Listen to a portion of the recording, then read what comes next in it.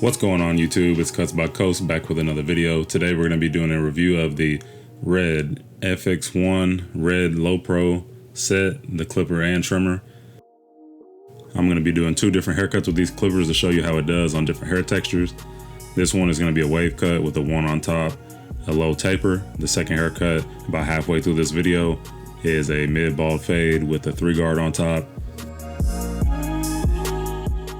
When these clippers dropped, the red LOPROs, I felt like I had to grab them. There's not too many good looking red clippers out there. It's usually that kind of ugly maroon look.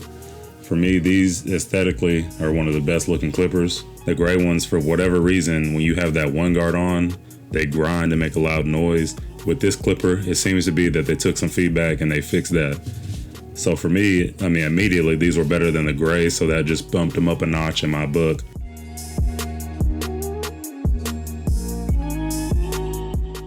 I feel like the build quality of this clipper is great. I do wonder why they didn't do the removable piece at the top that pops off like the regular FX, so you can clean right up there by the cam follow and the blades easily. For me, I felt like that has to be one of the best upgrades that they made. But other than that, I really do not have any complaints about this clipper. I feel like the FX does better with bulk overall, all around haircutting. But these clippers are a great alternative if you're one of those people that likes the shape of like the magic clip. I know a lot of people use the original black LOPROs. For me, they didn't cut very well, but I do enjoy these clippers. I think they're great. I often run these out on my station along with one of the FXONE regular sets, usually the black set with these. In comparison, the Graphite 2.0 blade, for me, is much better than the blue blade. I love aesthetically how the blue blade looks, but the graphite blade just cuts just that much better. My next video to come out will be the blue FX1s, so you guys can kind of see what we're working with there. And then what comes in the box, guys, and this clipper is gonna come with black premium guards. It's gonna come with a black charging base for the battery.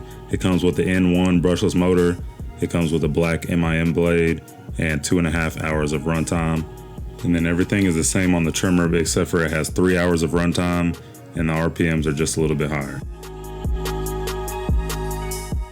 And retail for these clippers, the clipper comes in at $210 and the trimmer comes in at $190.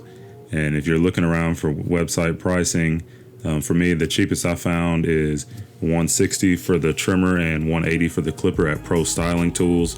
Also right now they have a code that is giving 30% off extra hair care products. I'm not sure if that applies to these clippers, but if you're looking for some products, that might be beneficial if you guys are looking to order some clippers right now. And then during this haircut, whenever we're doing the lineup, we always do the sidebars first, so you can tell it's much easier to connect the dots. As you can tell, this lineup came out pretty crispy. It took me a couple licks at it, but I just want to make sure that everything's going to be sharp and consistent with his hairline. There's no enhancements on this cut. You can tell he has good hair, and I think the cut's turning out nice.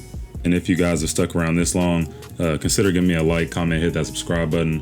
I appreciate you guys watching all the way through. Like I said, there is another part of the haircut coming up, different hair texture and different style of cut.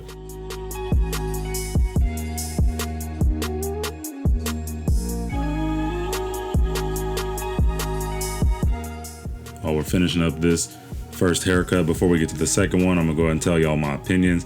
I would say these clippers on the rating scale, I'd probably give them like a 9 out of 10. I don't have much complaints, but if they could make that cap on the top where you can release it and clean the insides very easily, I would say that would make these clippers a 10 out of 10. I think they cut really well. I have no issues with the clipper or the trimmer. So if they could just add that in, I think that would make these clippers a 10 out of 10.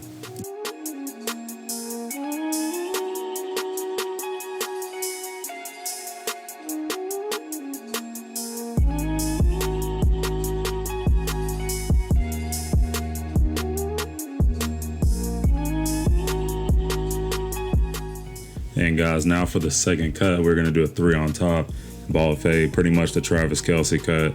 As you can tell, he's rocking the stash too. He's just liking low maintenance in his life right now.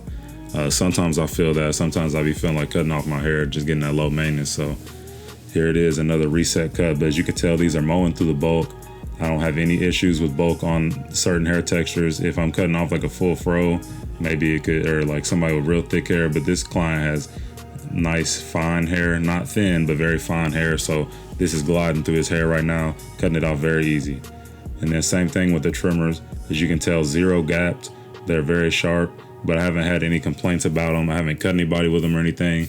Whenever I'm doing designs right now, I typically grab these first. I will say my black FX1s are set maybe a little bit closer. I feel like they're cut the same, but these are a little bit safer, I would say. So I use these for designs, and I just really like the ergonomic body of it. I like the thumb cut out on the front, and then the back has like the wave back there, and it just feels comfortable in hand.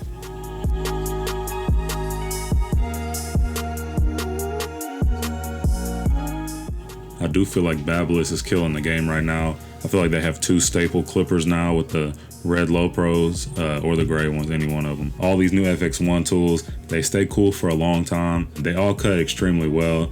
The only complaint I have about any of them is the gray one rattles really loudly. I'm not a big fan of unnecessarily loud clippers. Staying cool for a long time is the main thing for me. I do use the Instinct X by Stylecraft, and I notice after about 2 minutes of it running, it's like blazing hot. It's just like eating up cool care whenever I'm using them, where these are staying cool for longer durations. And I do believe it has to do something with the MIM blade. They have those oil reservoirs in there to hold the oil a little bit longer and keep them cool longer. And in my experience, I haven't even felt these clippers hot. I did have the Snap FX, and those got hot really quick, just like the Instinct X. It's just like after a minute of cutting, it feels like you can feel them heating up like an oven. And you know, anything that's gonna make your client uncomfortable, we don't want to keep around.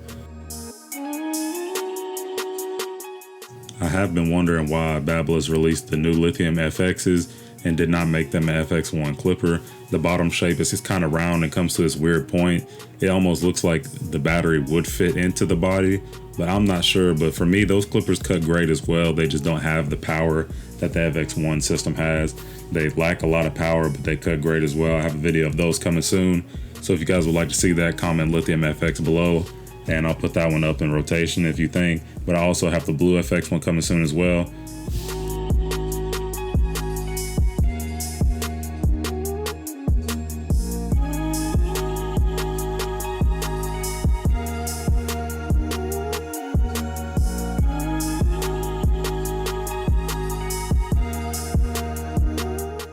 Let's finish this cut off by shaving his face for him.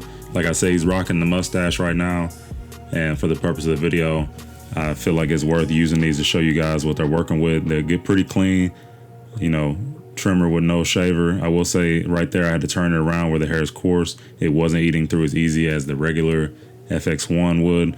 But the LOPRO FXs, I feel like these are nice clipper trimmer bundle.